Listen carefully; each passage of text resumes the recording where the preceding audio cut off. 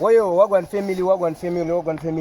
My name is Mabuya Productions Zimbabwe. Patusangana panapa Mabuya Productions Zimbabwe tichipakurira nyaya dzakasiyana dziri kuitika mumativi mana enyika yedu ino yeZimbabwe. Right guys, nhasi ndiri muHeathcliff ndiri pakaungana vanhu vakawanda singaite apo pari kunzi pane mukadzi nemurume vanamirana mushure mekunge vachiita bonde zvisiri pamutemo. Murume ari kunzi anga asiya mukadzi wake achimuudza kuti ari kuenda kubasa ndobva aenda kugirlfriend obva anoita bonde. Right so guys, ndisingati musengo wenyu yakawanda ndikuti kana uri munyowani pa this channel yeMabuya Production, click subscribe wobva click like button zvokubatsira like button rotibatsira kuti video redu rino riende kumberi, uye subscribe inokubatsira kuti patinoisa imwe post unge uchingozvionera. Guys, ndisingati musengo wenyu yakawanda ndichaplayera emavideos emurume nemukadzi vakanamirana muone kuti ndikuti watch this video. Feel free guys kulike, kusubscribe nekushare mavideos yedu.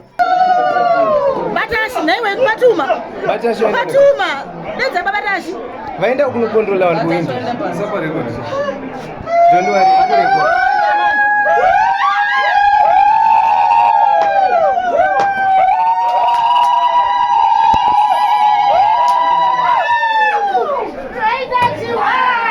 Sorry.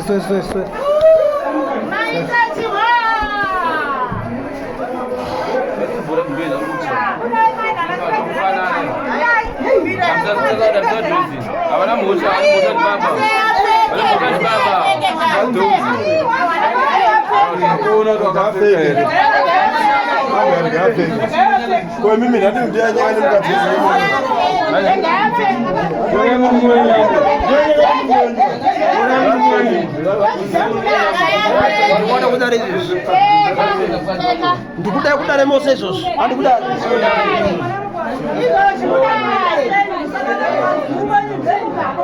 Rowe murume uyu.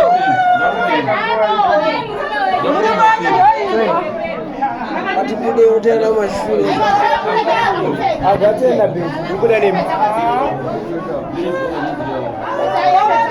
murume uyu.